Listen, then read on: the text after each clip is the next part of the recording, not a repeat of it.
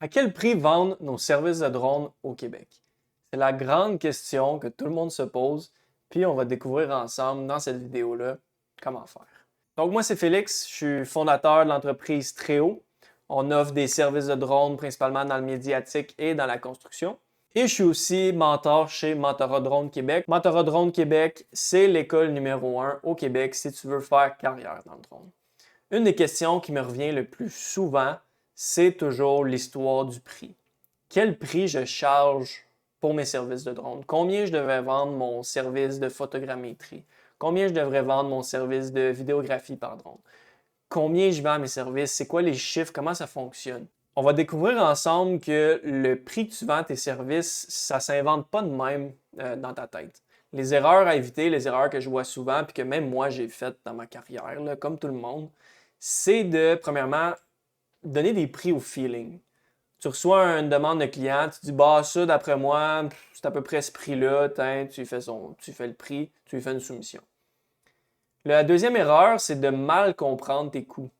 Parce que ton prix, finalement, c'est pas juste un prix comme ça dans le ciel. Ton prix, il sert à quelque chose. Il sert non seulement à couvrir toutes les dépenses d'exploitation de ton entreprise, mais il sert aussi à te générer un profit. Si tu ne génères pas de profit, ça ne vaut pas la peine d'être en business. Tu sais, tu ne pourras pas grandir, tu ne pourras pas faire d'argent. Ça sert à quoi? Donc, il faut que ces composantes-là soient incluses dans ton prix.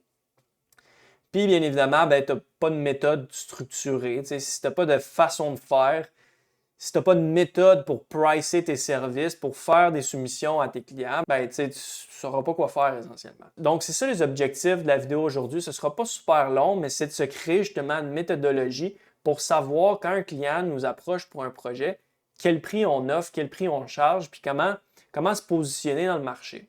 Chez Mentorat Drone Québec, on a mis en place un outil que tu vas pouvoir utiliser ici. Tu vas pouvoir rentrer tous les inputs de ton projet, puis ça va te donner le prix minimum que tu devrais charger à ton client pour rentrer dans ta marge. Et toi, tu peux rentrer ici un prix que tu penses charger à ton client, puis ça va te donner le profit estimé que tu vas faire, la marge que tu vas faire, puis la marge sur coût direct de ton projet. Donc, tout ce qu'on va expliquer dans cette vidéo-là, c'est essentiellement comment utiliser cet outil-là. Tu n'es pas obligé d'utiliser celui-là précisément. Tu peux créer un fichier Excel, tu peux calculer ça à main sur une feuille de papier, peu importe. Mais l'outil est là, il est disponible en ligne, sur ton téléphone, sur ton ordinateur, tu peux le mettre dans tes favoris. Puis à chaque fois que tu as un projet, mais tu vas pouvoir utiliser cet outil-là. Fait que ce qu'on va décrire, c'est les différentes étapes de l'outil de pricing. Puis ensuite, on va aller faire une pratique, on va l'utiliser ensemble. Dans notre méthodologie, il y a 4 composantes pour générer notre prix. Il faut connaître notre coût horaire, donc qu'est-ce qu'on veut charger de l'heure, c'est quoi notre cible qu'on aimerait charger de l'heure. Donc, peut-être toi, ce que tu vas te faire payer de l'heure en tant que pilote, mais aussi si tu as des employés, si tu as des gens qui travaillent pour toi dans ton équipe, ben combien eux vont te coûter de l'heure. Fait qu'il y a deux manières de le voir. Les coûts directs, ça va être les coûts qui vont être directement liés au projet spécifique. Le déplacement, le gaz, le restaurant, peut-être c'est sur 2-3 jours, il faut que tu loues une chambre d'hôtel, quelque chose comme ça. Les coûts directs sont liés directement au projet en question, celui que tu es en train de soumissionner. Le overhead, ça, c'est tous les autres coûts qui ne sont pas nécessairement liés au projet spécifique, mais qui sont là quand même parce qu'ils te permettent de rouler ton entreprise. Par exemple, les logiciels que tu utilises, ta boîte courriel que tu payes peut-être Microsoft 365 ou Gmail professionnel, rouler ton site web, le coût de tes drones aussi, l'amortissement du coût de tes drones, c'est tous des overheads, c'est des charges, c'est des coûts que ton entreprise elle doit débourser, mais qui ne sont pas liés spécifiquement au projet dans lequel tu soumissionnes. Tu sais, ces coûts-là, ils te permettent en fait d'effectuer ton travail. Il faut qu'ils soient pris en compte dans ta tarification. Puis ensuite, la marge cible, ben ça, c'est combien de marge de profit on aimerait faire avec ce projet-là. Donc, l'objectif de faire un outil de tarification, c'est d'être capable d'arriver à notre marge cible tout en ayant un prix qui a du sens dans le marché, un prix qui a du sens aussi pour le client et pour l'industrie en général, un prix qui va te permettre de pouvoir vendre tes services en faisant un bon profit respectable pour toi et ton client. Donc, commençons avec les coûts liés au projet spécifique, donc le coût horaire et les coûts directs.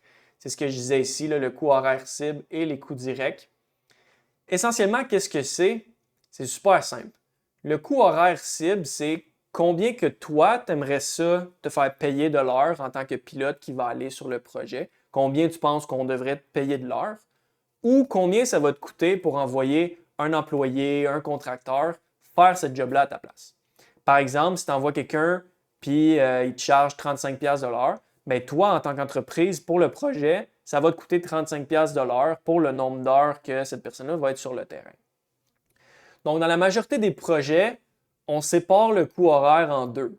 Donc, il y a les heures terrain, les heures où on sort de chez nous, on fait la préparation, la planification des opérations, on fait les opérations, on contrôle le drone, on fait ce qu'on a besoin de faire.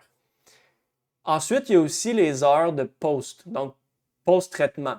Que tu fasses de la photographie, de la vidéographie, la photogrammétrie, du lidar, peu importe, souvent il y a une portion où ça se passe à l'ordinateur, dans un logiciel, par exemple faire du montage vidéo, faire la correction de photos, bâtir tes jumeaux numériques en 3D, peu importe sur quel projet que tu vas travailler, souvent il y a une portion aussi qui n'est pas sur le terrain, qui est en post-traitement.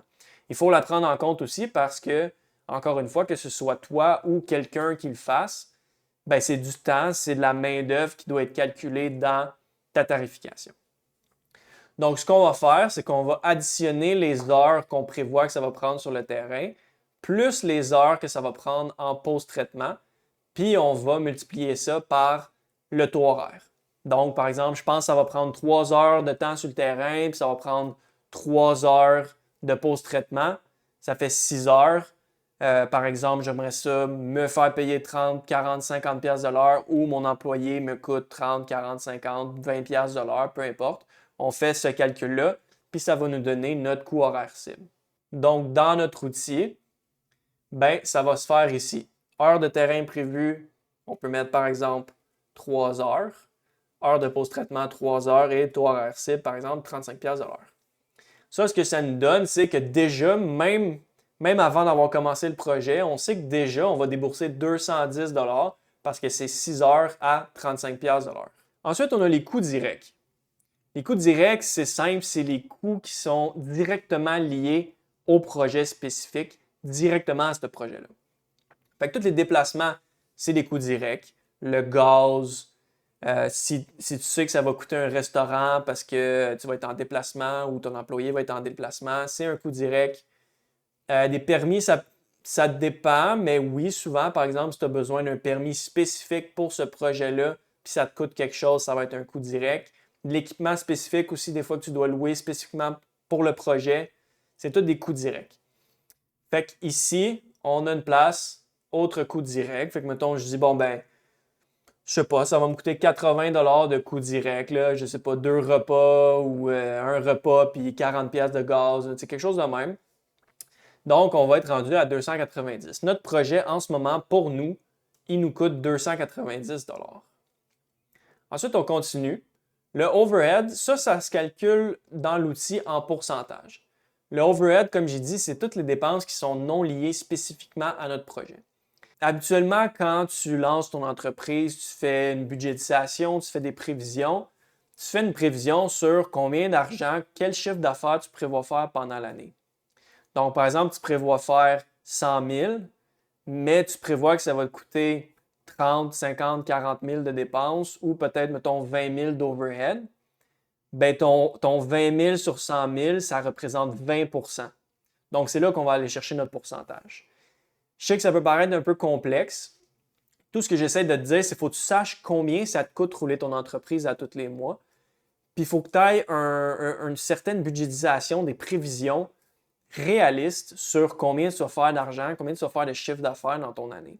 Ce que tu peux faire, c'est regarder aussi les années précédentes. Si tu as, mettons, ça fait 2-3 ans que tu es en business, tu peux regarder les années précédentes puis calculer en fait, bon, mais j'avais combien d'entrées d'argent, combien de sorties d'argent, donc quel chiffre d'affaires et combien de dépenses. Trouver c'était quoi ton overhead, puis faire un pourcentage de ça représente combien dans mon chiffre d'affaires au complet. Un truc que tu peux utiliser, c'est d'utiliser un chiffre là, comme par exemple 15-20%. Si tu n'es pas sûr, c'est un chiffre sais, qui est bon, qui est assez réaliste. Regarde aussi dans l'industrie qu'est-ce qui se fait. Fait que, tu sais, par exemple, dans l'industrie du drone, la photographie, le médiatique, ça ressemble à quoi les overhead? Puis, tu peux le mettre là. Si toi, tu connais ton chiffre d'overhead en pourcentage de ton chiffre d'affaires, c'est parfait. Mais si tu ne le connais pas, tu peux utiliser les averages, tu peux utiliser les moyennes du marché. Ça va quand même te permettre de trouver un prix qui est assez juste. Fait que si on peut mettre, mettons, 20%. Et puis, notre marché, ben, c'est quelle marge de profit on veut faire sur notre contrat. Tu es une entreprise, tu veux générer des profits, tu veux pouvoir avoir une croissance, il faut que tu ailles chercher du profit sur tes contrats. Tu ne peux pas faire 50$ de profit sur 2 contrats par mois. Tu vas faire 100$ de profit dans ton mois. Tu sais, ça ne marche pas. Il faut être réaliste. Encore une fois, ça dépend des domaines, des industries, ça dépend à quel point le marché est compétitif. Le marché du drone, c'est quand même encore en pleine croissance, mais ça commence quand même à être, on peut le dire, saturé. Il commence à avoir beaucoup de joueurs, pas beaucoup de joueurs professionnels, mais il commence à avoir beaucoup de joueurs, beaucoup de gens amateurs qui rentrent, qui s'achètent un drone, puis qui s'improvisent pilote de drone. Donc, il faut prendre tous ces aspects-là en compte quand on décide de notre marche cible. Donc, la marche cible, il n'y a pas nécessairement de réponse spécifique à quelle devrait être ta marche cible. Je te dirais, fais des recherches sur c'est quoi qui est recommandé, c'est quoi qui est bon pour une entreprise, pour la croissance. C'est assez facile, là, demande à ChatGPT, fais des recherches sur quelle devrait être ma marche cible. Tu vas trouver un chiffre qui te parle, qui est respectable pour toi et ton client. Donc, notre marche cible, on va la mettre ici. Là, tu vois, il y a un exemple, ça peut être 40%, on peut mettre 50% si on veut, on peut mettre 30%, ça va être encore une fois le chiffre qu'on va avoir trouvé à travers nos recherches, puis aussi à travers nos calculs, nos budgets et nos prévisions. Si tu connais combien ça te coûte rouler ton entreprise, si tu sais combien ça te prend pour faire du profit, c'est notamment quelque chose qu'on fait dans les formations business de Mentorat Drone Québec. On prend le temps de créer des budgets, on fait de la prévision financière, de la planification pour justement comprendre c'est quoi notre structure de coûts, qu'est-ce qu'on devrait charger comme prix, qu'est-ce que ça nous coûte rouler notre entreprise, puis quelle marge on devrait avoir pour rentrer dans notre argent. Donc, c'est sûr que ça, c'est des exercices que je t'invite à faire. Mais sinon, encore une fois, tu peux te trouver une marge cible au début, la faire évoluer avec le temps, tester, voir qu'est-ce qui fonctionne. Donc, en rentrant tous ces paramètres-là, bien là, on arrive à avoir un prix minimum recommandé. Ça, c'est quel prix tu vas devoir charger à ton client pour ce projet-là spécifiquement pour atteindre ta marge cible. Donc, si tu charges 497,14, que ça te coûte 6 heures de travail à 35$ de l'heure, que tu as 80$ de coût direct avec un 20% d'overhead puis un 30% de marge cible, tu vas rentrer dans ton argent, tu vas être capable de générer 30% de marge sur ce projet-là. Comment que ça a calculé ça? Bien, là, ça a calculé le taux horaire total, comme on a dit ici. Ça a ajouté le coût direct, puis ça a ajouté le overhead de 20%, plus ça a ajouté le 30% de profit que tu veux faire sur ta marge. Fait que toi, en voyant ça, tu peux te dire, bon, mais moi, 497 et 14, je vais charger 499. Là, tu vois, ça dit, bon, mais c'est parfait, ton prix est au-dessus du minimum. Si tu avais marqué, mettons, moi, j'ai chargé au client 399, tu vois, tu es en dessous du minimum. Fait que tu peux te dire, je vais charger 499. Et puis, ça te dit, bon, mais ton profit estimé sur ce contrat-là va être 151$. La marge de profit que tu vas faire va être 30,3%. Donc, comme on disait, on va rentrer dans notre 30% de marge cible. Ici, on a la marge sur coût direct. Donc, combien de fois tu couvres les coûts directs de ton projet avec ce prix-là? 1,72 fois. On pourrait dire 72% plus cher que tes coûts directs. Le 72% couvre ton 20% d'overhead, ton 30% de marge cible et te permet d'en sortir un profit à la fin du projet. Donc, c'est ce que ça dit ici. Ton prix minimum, ton coût ajusté, puis le prix minimum que tu devrais charger pour le projet. C'est ce que le calculateur de Mentorat Drone Québec te permet de faire. C'est gratuit. Tu peux aller sur le site web, l'enregistrer dans tes favoris. Tu peux aussi sauvegarder des projets. Donc, si tu entres un nom de projet, par exemple, projet Montréal, puis type de projet photo immobilier, bien, tu peux sauvegarder les projets. Tu peux les exporter aussi. Donc, je t'invite à les exporter parce que l'outil va se souvenir de ce que tu fais dans ton navigateur. Mais par exemple, si tu supprimes les cookies ou ton historique ou tu vas dans un autre navigateur, il n'y aura pas accès nécessairement au projet que tu vas sauvegarder. Donc, je t'invite à les exporter. Puis tu peux les réimporter dans l'outil si tu veux les réutiliser plus tard.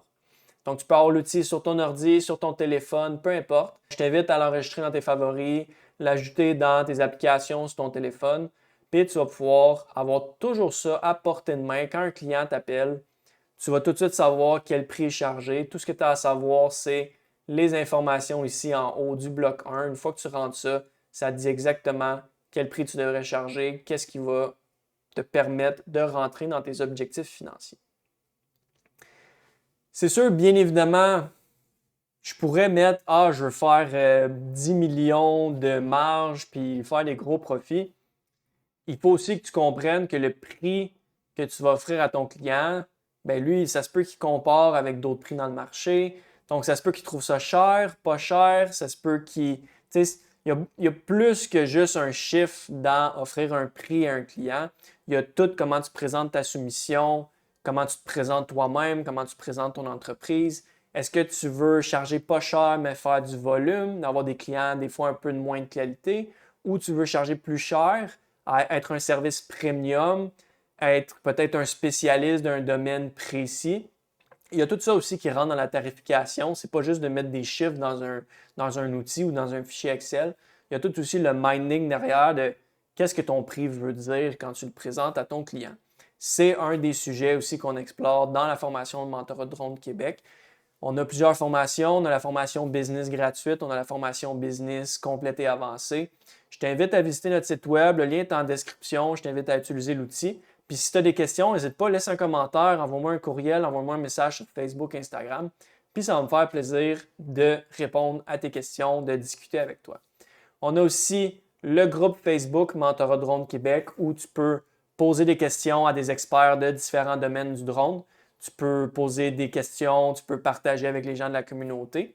Donc, maintenant, tu as tout ce que tu as besoin dans tes mains pour savoir quel prix vendent tes services de drone au Québec. Merci d'avoir regardé la vidéo.